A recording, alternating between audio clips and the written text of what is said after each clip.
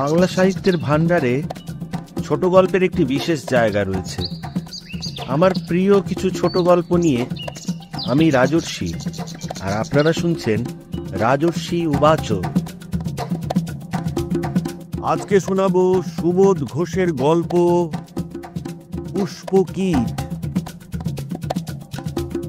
পথের উপর মস্ত বড় একটা ভিড়, এবং সেই ভিড়ের পাশ কাটিয়ে যাওয়ার মতো একটু জায়গাও নেই।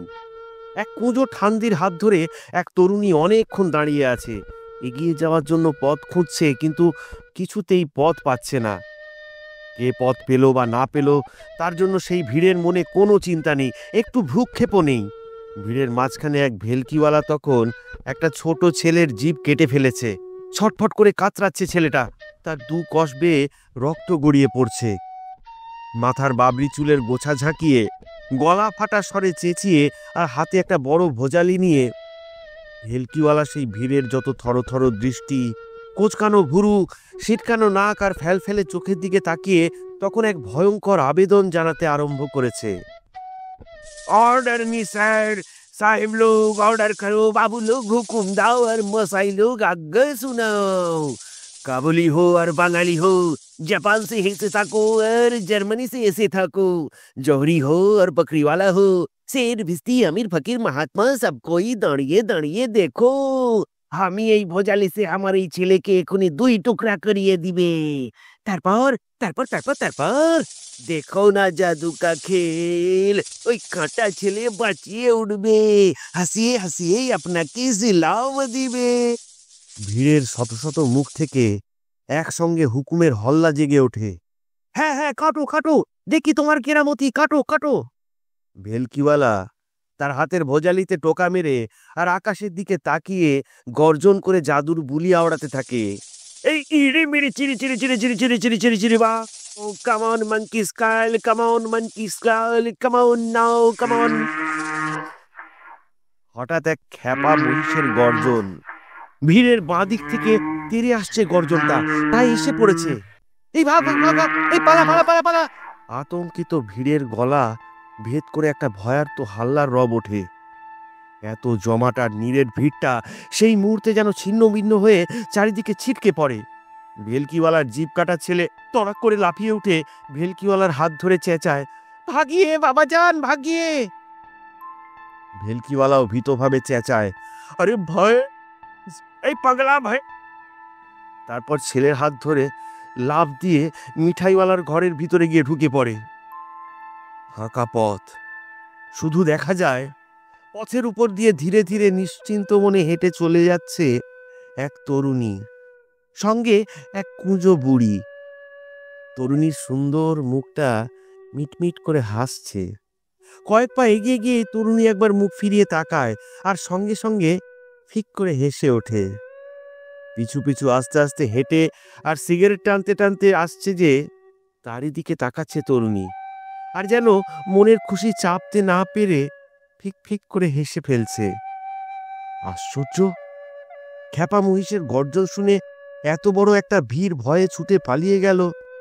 শুধু পালিয়ে গেল না, ওই একটা কুঁজো বুড়ি আর একটি সুন্দরী মেয়ে, যারা আগে আগে চলেছে, আর তাদের পিছনে পিছনে ওই একটা ছোকরা মনের সুখে সিগারেট টানতে টানতে চলে যাচ্ছে। হাফাতে একটা কামিজ গায়ে, ধুতির কোজা কামিজের পকেটে গোঁজা, পায়ে ধুলো মাখা নাগরা, আর হাতে একটা ঝোলা।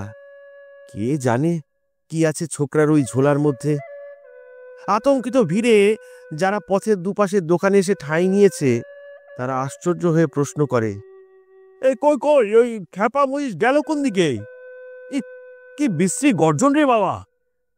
দোকানদারেরা হেসে ওঠে, আরে মহিষ টহিষ নয় মশাই, ওটা একটা হরবোলা। হরবোলা? কি আশ্চর্য! না না না, কখনোই হতে পারে না। দোকানদারেরা হাত তুলে পথের সেই ছোকরাকে দেখিয়ে দিয়ে বলে, আরে হ্যাঁ হ্যাঁ মশাই, ওই দেখুন না, ওই দেখুন না, ওই ছোকরাটাই খ্যাপা মোষের ডাক ডেকে আপনাদের ধোঁকা দিয়েছে। তবু ভুল ভাঙতে চায় না। অনেকেই বেশ একটু রাগ করে, আবার পথের উপর নেমে আসে। দোকানদারেরা চেঁচিয়ে আর হেসে ডাক দেয়, ও নিবেন, তোমার কেরামতিটা আরেকবার দেখাও দেখি, নইলে এই যে এনারা বিশ্বাস করছে না। গা গা গা, কি ভয়ানক গর্জন! মুখে সিগারেট ফেলে দিয়ে সেই ছোকরা সত্যি সিংহেল জন্তুর মতো মাথা দুলিয়ে একেবারে খাঁটি খ্যাপাস মহিষের ডাক ডেকে দোকানের দিকে ছুটে আসে। ও শাসির সারা জেগে ওঠে চারিদিকে। ছোকরাও আবার ব্যস্তভাবে হনহন করে চলে যায় পথের ওই সেই দিকে, যেদিকে এগিয়ে চলেছে সেই তরুণী আর কুঁজো ঠান্দি। ওর নাম নৃপেন। দোকানদারেরা ওকে চেনে। রোজ সকালে এই রাস্তা দিয়ে নৃপেন ওই বেগুনি রঙের ঝোলা হাতে নিয়ে ব্যস্তভাবে চলে যায়। ঝোলার ভিতরে আছে এক গাধা সুগন্ধ ধূপকাঠি। সারাদিন ফেরি করে ধূপকাঠি বেচে, আর যখন রাতের দিকে ঘরে ফেরে নৃপেন, তখনও ও এই পথ দিয়েই যায়। প্রায় রোজই বাড়ি ফেরার সময় এই পথের দুদিকে যত ব্যস্ততা আর গম্ভীরতা, সব হিসাব আর দুশ্চিন্তা, যত আক্ষেপ আর মতলবগুলিকে কিছুক্ষণের জন্য হাসিয়ে দিয়ে চলে যায় নৃপেন। দোকানের আলোগুলি যখন মিটমিট করে, পথের উপর রাতের ধোঁয়া আর ধুলো যখন কিছুটা থিতিয়ে আসে, নিবু নিবু হয়ে জ্বলতে থাকে পথের দুপাশে মরচে পড়া লোহার পোস্টের মাথায় মিউনিসিপ্যালিটির বাতি, তখন পথের সেই আলো আঁধারি রহস্যের মধ্যে আর এক রহস্য চমকে ওঠে। সবাই শুনতে পায় যেন শোকের কান্না কাঁদতে কাঁদতে কোনো মেম সাহেব চলে যাচ্ছে। কি করুণ সেই বিলাতি সুরের কান্না! সবাই ব্যথিতভাবে আশ্চর্য হয়, এই তল্লাটি মেম সাহেবের কান্না এলো কোথা থেকে? কিন্তু পর মুহূর্তে ভুল ভাঙে, আর বুঝতে বাকি থাকে না, হরবোলা নৃপেনই ওই কান্না কাঁদতে কাঁদতে চলে যাচ্ছে।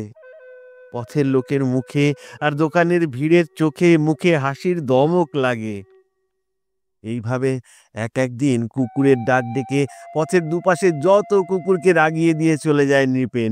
কুকুরগুলোর রাগ দেখে পথের মানুষ অস্বস্তি বোধ করে। তারপর হঠাৎ এক আষাঢ় মাসের স্যাঁতস্যাঁতে রাতে পথের বাতাসে যেন আতুর ঘরের বাচ্চা ছেলে কেঁদে ওঠে। অফুরান কান্না, কোনো সান্ত্বনা মানছে না। কান্নার স্বর যেন বাচ্চাটা দম বন্ধ করে দিচ্ছে। প্রথম শুনে চমকে উঠলেও রাস্তার লোক বুঝতে পারে, এবং একটু পরেই দেখতে পায় যে হ্যাঁ হ্যাঁ হ্যাঁ, ঠিকই সন্দেহ করা হয়েছে।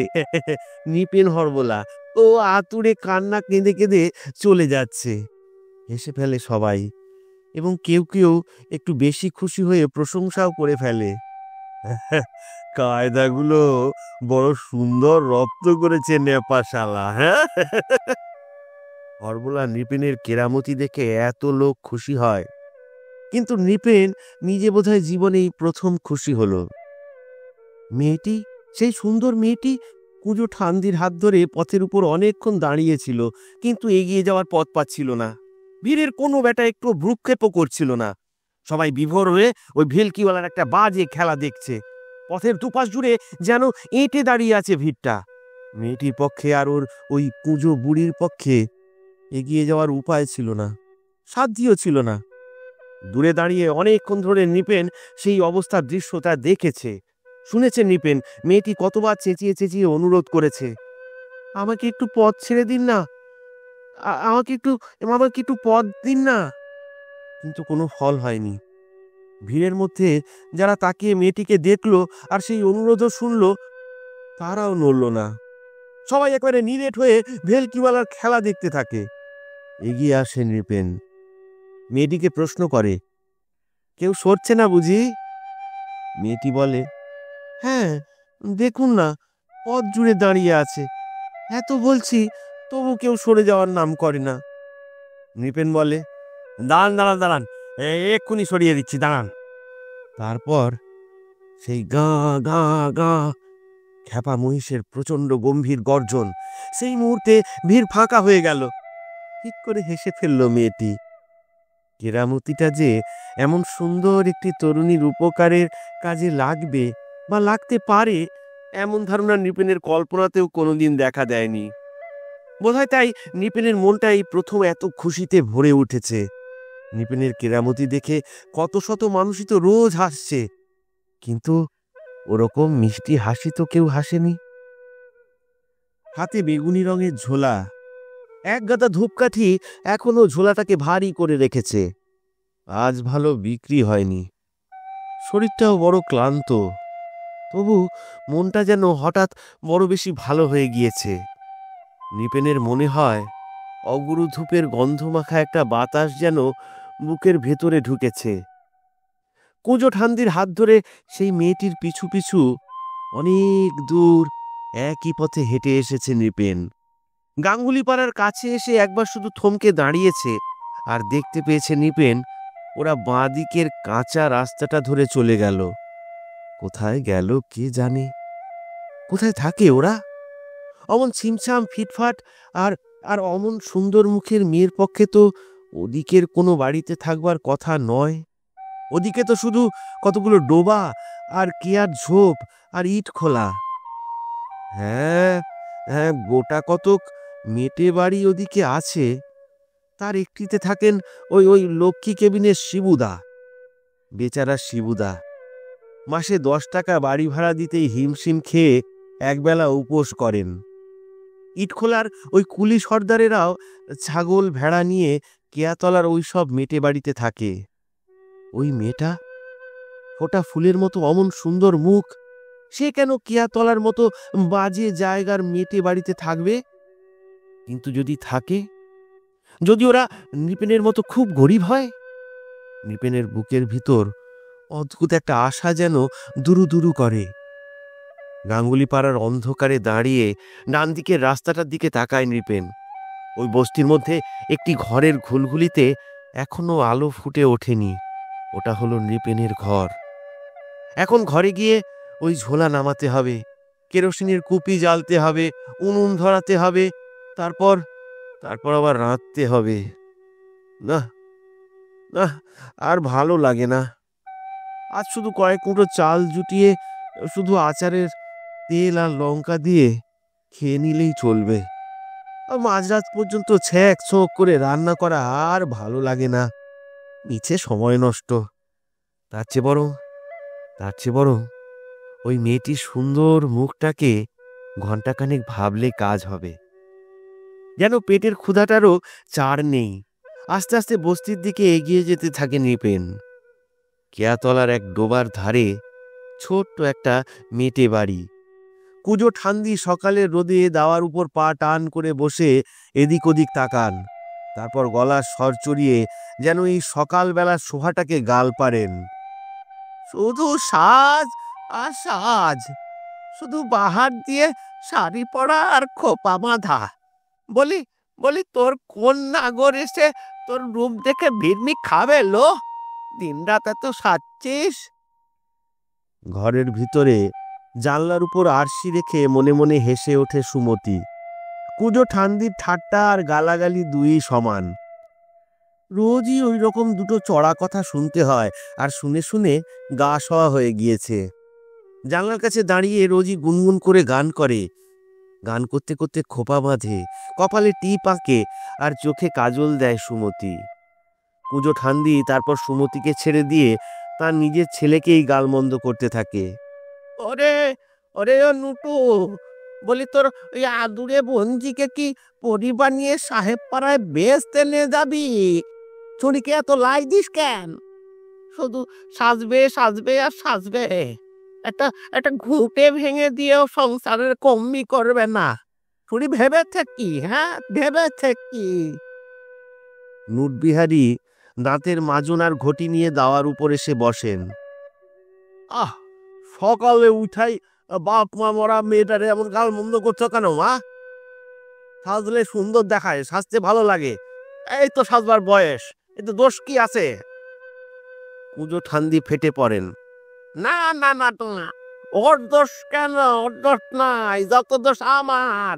ব্যস্ত ব্যস্ত ওই আদুরি বন্দিকে পরি সাজাইয়ে সাহেব পাড়ায় দিয়ে যাইছো, আর আমি মরি, আর তারপর আমার পেটে খড় পুড়িয়ে দাদু ঘরে রেখে দিয়ে আসি। সারাম জাতা।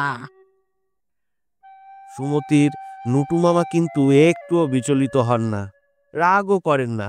হাত মুখ ধুয়ে শান্তভাবে ঘরের ভিতর চলে যান। তারপর নিজের হাতে কয়লা ভেঙে উনুন ধরাবার আয়োজন করেন। সকাল 9টার মধ্যে বের হয়ে যেতে হবে। গাঙ্গুলি পাড়া থেকেও অনেক দূরে চিড়িয়ামোড় পার হয়ে বিটি রোডের উপর একটা কারখানার আপিসে ফাইল দপ্তরির কাজ করেন সুমতির নুটু মামা। ততক্ষণে সুমতির সাজ সারা হয়ে গিয়েছে, তবুও আরেকবার জানলার কাছে দাঁড়ায় আর শীতে মুখ দেখে, ঘাড়ের দুপাশে একটু পাউডার ছড়ায়। তারপর তারপর ডোবার ওপারে সুপুরি বাগানের মাথার দিকে তাকিয়ে চুপ করে দাঁড়িয়ে থাকে। কোকিলের কি মিষ্টি ডাক! কিন্তু কিন্তু অঘ্রাণ মাসের সকালবেলায় কোকিল এলো কোথা থেকে? সুমতির চঞ্চল চোখ দুটো যেন উঁকি ঝুঁকি দিয়ে যত সুপুরি, নারকেল, আম, নিম আর শিমুলের ডালপালাগুলোর দিকে তাকিয়ে কোকিল খুঁজতে থাকে, কিন্তু বোঝা যায় না কোকিলের স্বর ঠিক কোন দিক থেকে আসছে। হঠাৎ হঠাৎ চমকে ওঠে সুমতি। ওটা কে? শিবুবাবুর বাড়ির দাওয়ার উপর বসে রয়েছে। ওটা কে? হাফাতা কামিজ গায়ে, মোচাটা পকেটে গোঁজা, হাতের কাছে বেগুনি রঙের ঝোলা। কি আশ্চর্য! সুমতির মনের বিস্ময় যেন খিলখিল করে হেসে ওঠে। চোখ তুলে বেশ ভালো করে দেখতে থাকে সুমতি। কাল রাতে পথের ভিড়ের পাশে মানুষটাকে দেখে ঠিক বুঝতে পারা যায়নি। ওর মুখটা এত কচি, বেশ দেখতে, যতই বয়স হোক 25-এর বেশি কখনো হবে না। পুজো ঠান দিয়ে চিৎকার করেন, বলি বলি ও 23 বছরের ডিঙ্গি, রোগা মামাটা হাত পুড়িয়ে ভাত রাঁধছে, আর তুই তোকে কাজল বুলিয়ে কার চোখের মাথা কাঁদছিস লো, হ্যাঁ? আবার কোকিল ডেকে ওঠে, কিন্তু আর আশ্চর্য হয় না সুমতি, আর বুঝতে কিচ্ছু বাকি নেই। কোকিলের ডাক ডাকছে যে, সেই তো ওই শিবুবাবুর বাড়ির দাওয়ার উপর বসে সোজা এইদিকে তাকিয়ে আছে। সুমতির সারা মুখটাই মিষ্টি হয়ে ওঠে, দুঠোঁটের ফাঁকে মিটমিট করে সুন্দর একটি হাসি। সেই হাফাতার কামিজ, পকেটের ভিতর কোঁচাটা গোঁজা, হাতে বেগুনি রঙের ঝোলা, পায়ে ধুলো মাখা নাগরা। কিন্তু কিন্তু নৃপেনের প্রতিদিনের জীবনের পথটা যেন একটা বাঁক ঘুরতে গিয়ে একটু বড় হয়ে গিয়েছে। বস্তি থেকে বের হয়ে কেয়াতলার এই পথ দিয়ে একটু ঘুরে গিয়ে তারপর গাঙ্গুলি পাড়ার পথ ধরে নৃপেন। একটা মেটে বাড়ির জানলার ফোঁটা ফুলের মতো সুন্দর একটা মুখের হাসিকে রোজই দু চোখে একবার দেখে নিয়ে তবে কাজের পথে এগিয়ে যেতে পারে।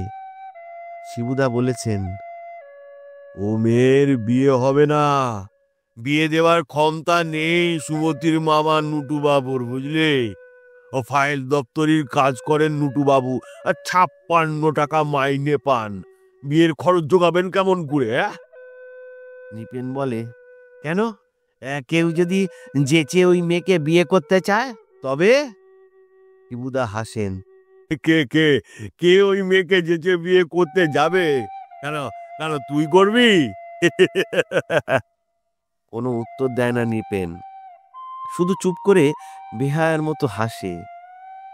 লক্ষ্মী কেবিনের শিবুদা চোখ পাকিয়ে ঠাট্টা করেন, বেটা বেটা কচু বনের বেড়াল, তুই যেচে বললেও তোকে কোনো মেয়ে বিয়ে করতে রাজি হবে না, বুঝলি? রাগী বেড়ালের ডাক ডেকে দু থাবা দিয়ে শিবুদার ভুঁড়িটাকে আঁচড়ে আর খিমচে দিয়ে হাসতে হাসতে সরে পড়ে নৃপেন। শিবুদা বিশ্বাস করে না, এই পৃথিবীর বোধহয় কেউ বিশ্বাস করবে না, কিন্তু নৃপেন বিশ্বাস করে। কেয়াতলা নুটুবাবুর বাড়ির ওই মেয়ে সুমতি, যার নাম, সে মেয়ে রোজ সকালে জানালার ধারে নৃপেনেরই আসার প্রতীক্ষায় ব্যাকুল হয়ে দাঁড়িয়ে থাকে।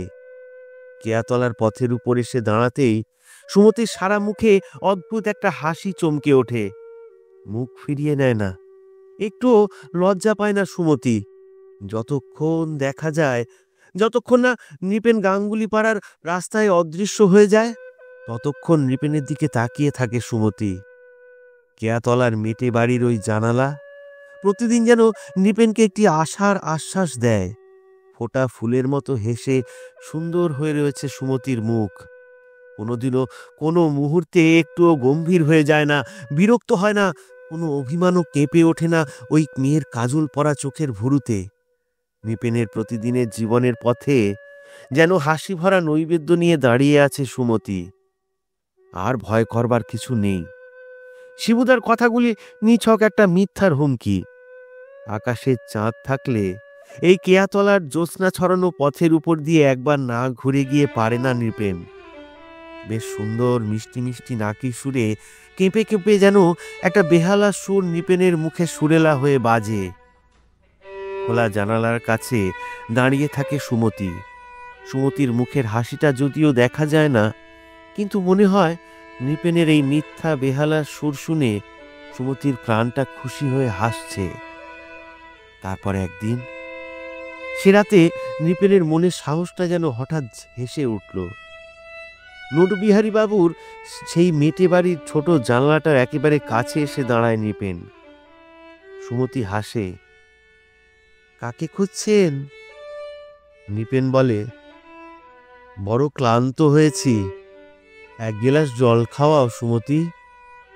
চমকে ওঠে সুমতি। হ্যাঁ, আপনি আমার নামটাও জানেন দেখছি। তা জানবো না, না জেনে উপায় কি? কি বললেন? আমার নামটাও তোমার জানা উচিত। সুমতি হাসে। বলুন। আমার নাম নৃপেন, তোমাদের মতো আমিও কায়স্থ। আপনি কি করেন? এতদিন বলতে গেলে কিছুই করছিলাম না, কিন্তু এখন করছি। কি? ওই সিঁথির ঢালাই কারখানায় কাজ শিখছি। 1 বছর কাজ শেখার পর 60 টাকা মাইনের চাকরি হবে। তারপর? তারপর তারপর তুমিই বলো না। আমি কেন বলবো? আপনি আপনি মামা বাবুকে বলুন। হ্যাঁ হ্যাঁ হ্যাঁ, সে না হয় সময় হলেই বলবো সুমতি। বাড়ির ভিতরের দাওয়া থেকে কুঁজো ঠান্দির চিৎকার হঠাৎ বেজে ওঠে। ফিসির ফিসির কিসের শব্দ হচ্ছে রে? কে কথা কইছে? ও সুমতি। তালুতে জিভ ঠেকিয়ে অদ্ভুত শব্দ করে কুঁজো ঠান্দির ওই সন্দেহটাকে যেন ঠাট্টা করে নৃপেন। মুখে আঁচল দিয়ে হাসির শব্দ চেপে রাখে সুমতি। কুঁজো ঠান্দি আরো জোরে আতঙ্কিত স্বরে চেঁচিয়ে ওঠেন।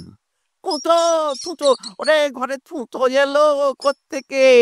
ও সুমতি, শিগগির বাতি নিয়ে আয়, দেখ দেখ থুতো এসেছে ঘরে। আর দেরি করে না নৃপেন।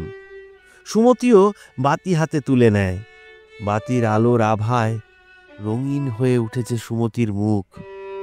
নৃপেনের মনে হয় শুধু বাতির আভায় নয়, জীবনের সবচেয়ে আনন্দের একটা আশ্বাস পেয়ে রঙিন হয়ে উঠেছে সুমতির মুখ।